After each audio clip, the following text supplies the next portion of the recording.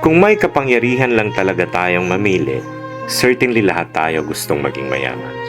Pero hindi dahil sadyang nilikha ng Diyos ang mayaman at ang mahirap, ang maganda at hindi masyado, ang matalino at hindi gaano. At gaya ng ating mga daliri, iba-iba ang ating mga katangian.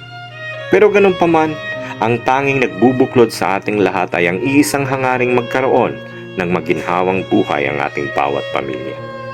Kaya kung nasa taas man ang estado mo ngayon, huwag kang feeling perfect. Huwag umastang para kang sino. At sakaling nasa mababa ka man ngayon, huwag panghinaan ng loob.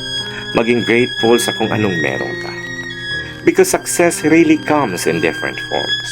Hindi ito tungkol sa yaman lang. Bagkus, ito'y tungkol sa pagkakaroon ng simple at masayang pamilya. Walang mga sakit, may tahimik at payapang isipan. Good morning!